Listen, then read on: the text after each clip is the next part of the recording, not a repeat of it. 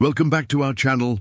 Before we dive into this incredible Viking tale of destiny and prophecy, please hit that like button, subscribe for more Norse mythology stories, and let us know in the comments where you're watching from around the world.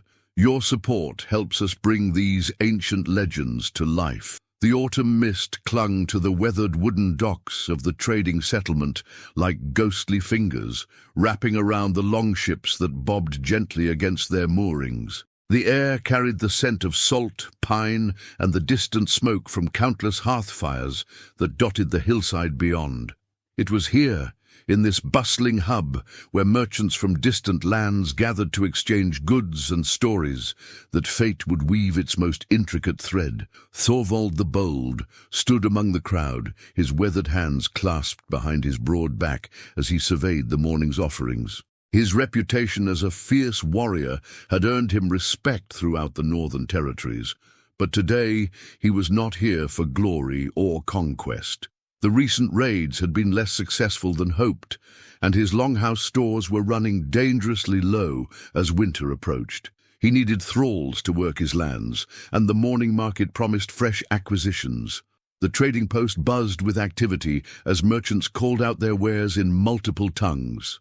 Furs from the far north, amber from the eastern shores, silver arm rings crafted by skilled smiths, and livestock that would help communities survive the harsh months ahead. But it was the group of captured prisoners that drew Thorvald's attention, their fate sealed by the misfortune of being in the wrong village when the raiders arrived. Among them stood a young woman whose presence seemed to command attention despite her circumstances.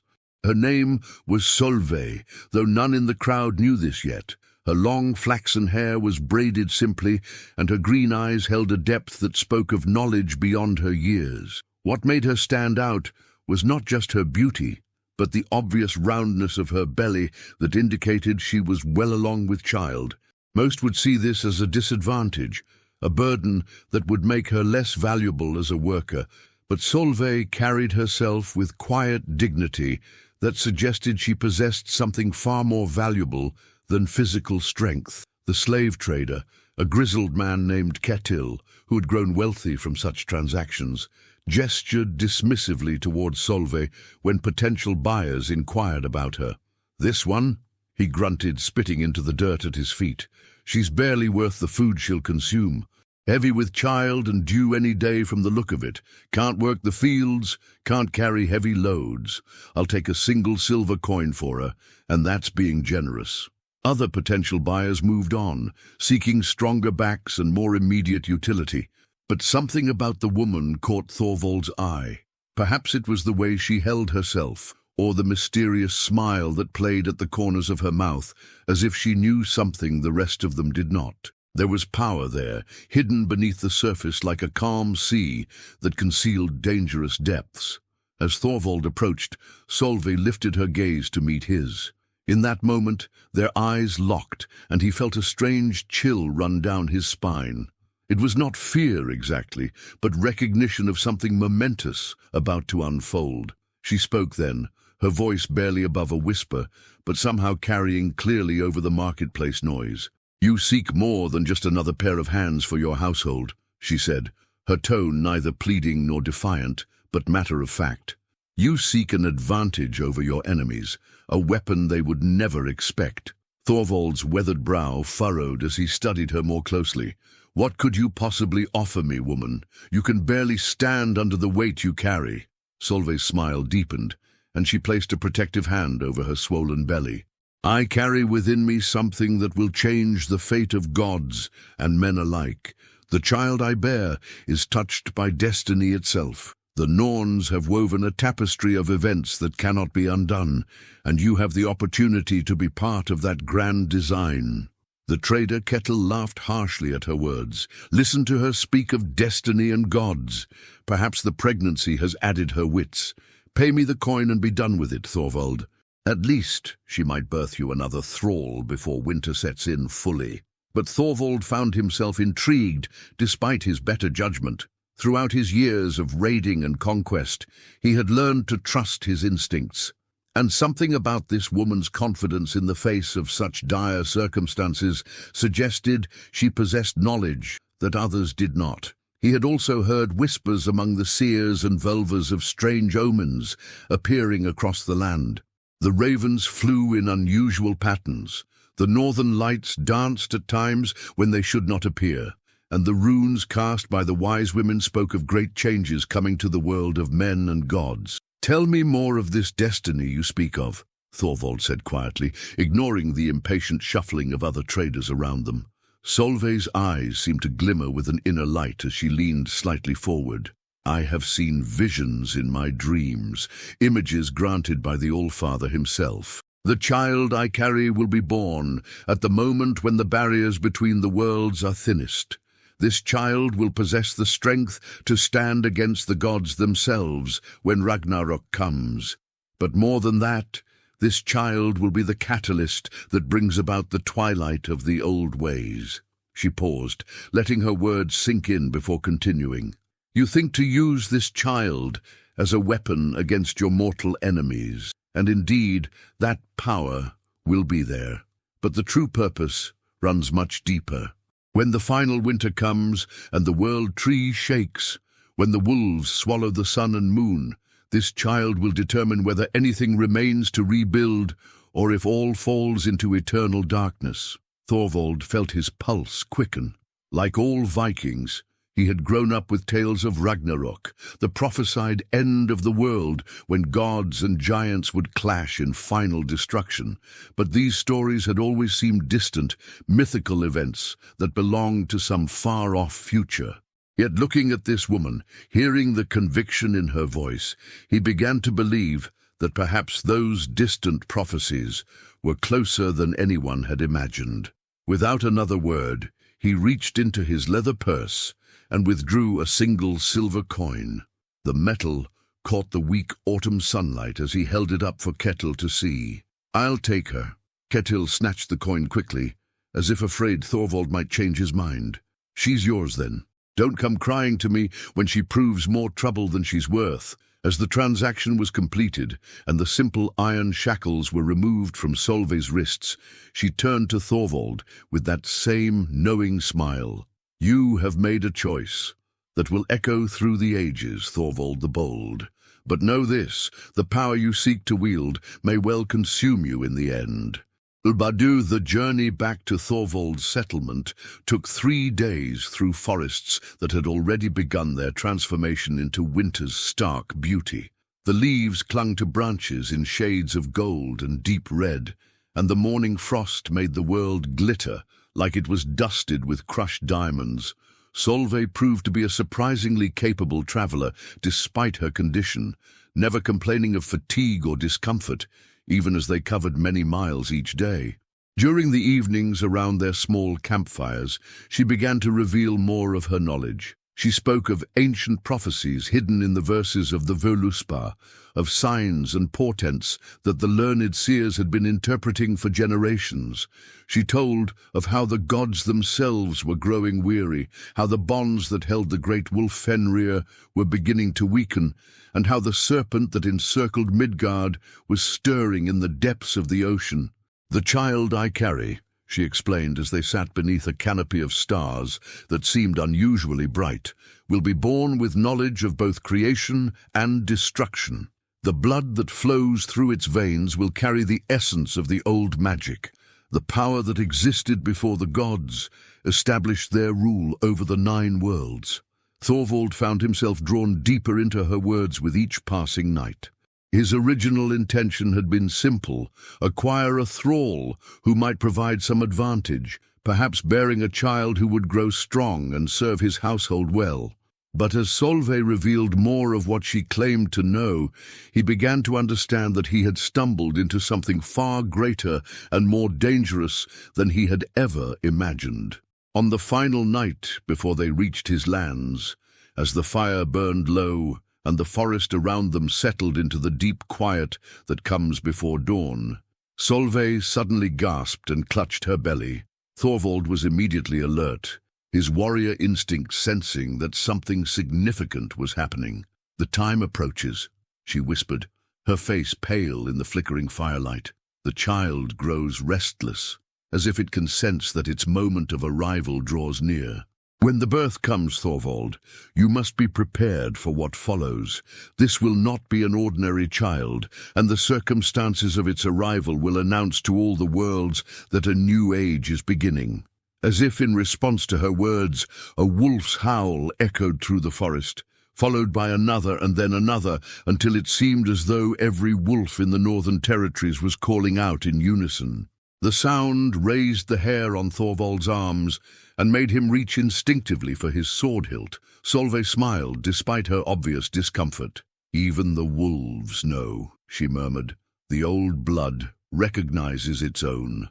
Thorvald's settlement lay nestled in a valley where two streams converged, creating fertile ground that had sustained his family for 3 generations. His longhouse stood proudly at the center of the community, its carved dragon heads at each end of the roof, seeming to watch over the smaller buildings that housed his warriors, craftsmen, and thralls. Smoke rose steadily from the central hearth, and the sound of daily activities filled the air, the ring of hammer on anvil from the smithy, the lowing of cattle in their winter pens, and the voices of children playing between the buildings. The arrival of Thorvald, with his unusual acquisition, caused quite a stir among the settlement's inhabitants. His wife, Astora, a strong woman who had borne him 3 healthy sons, viewed the pregnant stranger with a mixture of curiosity and concern. She had grown accustomed to her husband's decisions during his trading expeditions, but something about this particular woman set her on edge. "You paid good silver for a thrall who cannot work?" Astora questioned, as they stood in the main hall of their longhouse, the high ceiling adorned with carved beams and tapestries that told the stories of their ancestors' great deeds. "And one so near to birthing?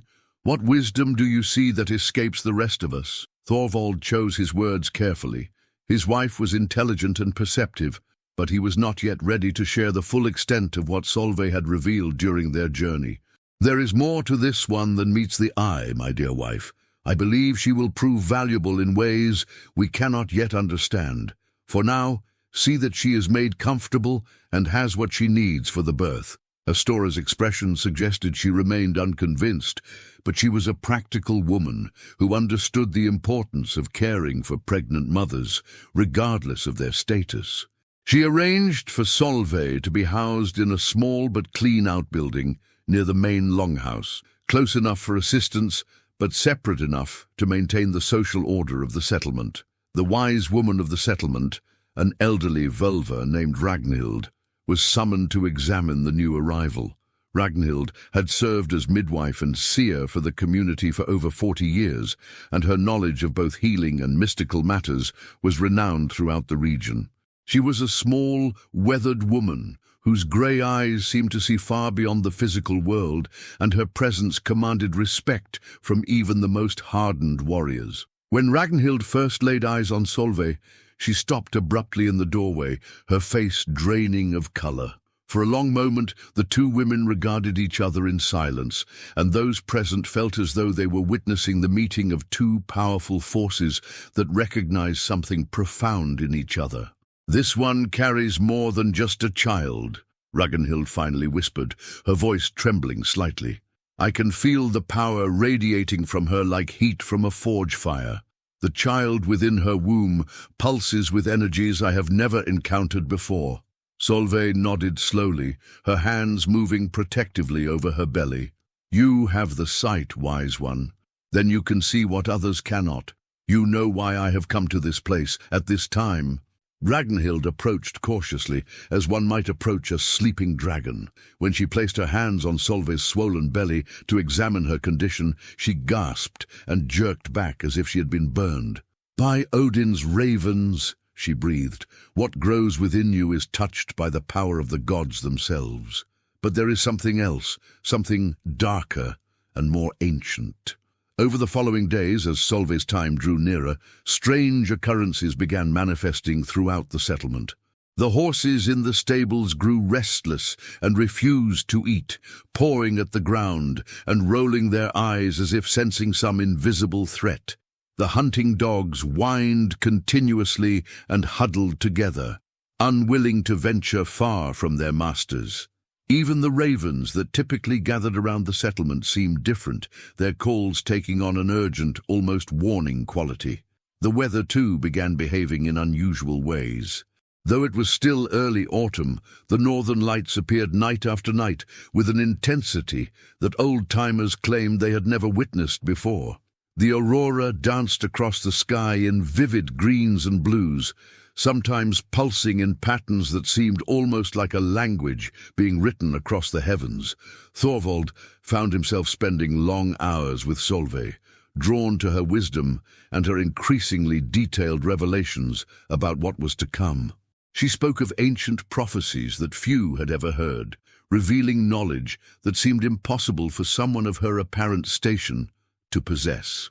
"The child I carry," she explained as they sat in her quarters while autumn rain drummed against the walls, "is descended from bloodlines that trace back to the very beginning of this world. When the gods created Midgard from the body of the giant Ymir, certain powers were bound into the very foundations of reality. This child carries those original powers in its blood." She paused to adjust her position, clearly uncomfortable as her pregnancy reached its final stages. But power of this magnitude cannot exist without balance. Just as this child will have the strength to challenge the gods, it will also possess the potential to destroy everything, gods, giants, and mortals alike. The choice of which path to follow will ultimately rest with the child itself, but the influences of its early years will play a crucial role in shaping that destiny. Thorvald leaned forward intently. "And you believe I can guide this child towards serving my purposes? That I can use this power against my enemies?" Solveig's laugh was soft, but carried a note of sadness. "Oh, brave Thorvald, you still think in terms of mortal conflicts and earthly victories. What is coming transcends such small concerns. Your enemies, your allies, your entire way of life, all of it will be swept away when the final winter arrives. The only question is whether anything will remain to rebuild when the dust settles." Before Thorvald could respond, Solveig suddenly doubled over with pain, her hands clutching at her belly as the first strong contractions began. "It is time," she gasped, her face pale but her eyes bright with anticipation. "Send for your wise woman quickly. The child will not wait much longer." Ragnhild arrived within minutes, her arms full of the supplies she would need for the birthing. As she began her preparations, the very air in the room seemed to thicken with tension. Outside, the wind began to pick up, howling around the buildings with an intensity that made everyone pause in their daily activities. The labor progressed with unusual swiftness for a first birth. As Solveig worked to bring her child into the world, the strange phenomena around the settlement intensified dramatically. Lightning began to flash across the sky despite the absence of proper storm clouds, and a low, rumbling sound seemed to emanate from deep within the earth itself. Thorvald paced anxiously outside the birthing room, surrounded by several of his most trusted warriors who had gathered despite having no clear reason for their presence. They all felt that something momentous was occurring, something that would change their lives forever. As the moment of birth approached, Ragnhild's voice could be heard from within the room, chanting ancient prayers and invoking the protection of the gods. But her words seemed strangely desperate, as if she were calling upon divine forces to contain something rather than celebrate it. Finally, as the northern lights exploded across the sky in a display so brilliant it turned night into day, a child's cry pierced the air. But this was no ordinary newborn's wail. It was a sound that seemed to carry across impossible distances, echoing off mountains and awakening every creature within miles. Thorvald burst into the room to find Solveig exhausted but smiling, cradling a baby that was clearly extraordinary. The child was larger and more developed than any newborn he had ever seen, with eyes that seemed far too aware and intelligent for someone who had just entered the world. Most unsettling of all, the baby was not crying or fussing as newborns typically do, but instead lay quietly, its gaze moving around the room, as if taking careful note of everything it observed. "Behold," Solveig whispered, her voice filled with a mixture of pride and foreboding. "The child whose destiny will reshape the world. Look well upon him, Thorvald, for you are witnessing the beginning of the end of the age of gods."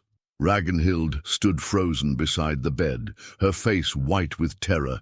"This child," she stammered, "its presence affects the very fabric of reality around it.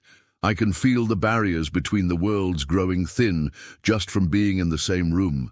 As if in response to her words, a deep crack suddenly appeared in one of the wooden beams supporting the roof above them. Outside, several of the settlement's buildings creaked ominously, and in the distance the howling of wolves rose to a crescendo that seemed to shake the very foundations of the earth. Thorvald reached out tentatively toward the child, but as his fingers drew near, he felt a shock of power that made him jerk his hand back. The baby's eyes fixed on his with an intensity that was deeply unnerving in someone so newly born. "What have I brought into my home?" Thorvald whispered, finally beginning to understand that the power he had sought to harness might be far beyond his ability to control. Solveig's smile held no warmth as she replied, "You have brought the instrument of Ragnarök itself, dear Thorvald, the child who will bring about the twilight of gods and the dawn of something entirely new.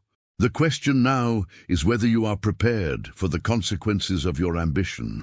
As if summoned by her words, a raven landed on the windowsill of the room, its black eyes reflecting the strange light that seemed to emanate from the newborn child. The bird called once, a sound that somehow carried the weight of prophecy before spreading its wings and disappearing into the night that was no longer dark, forever changed by the aurora that continued to dance overhead like the gods themselves were announcing the arrival of their ultimate challenge. Years would pass before the full implications of that extraordinary birth would become clear to Thorvald and his people.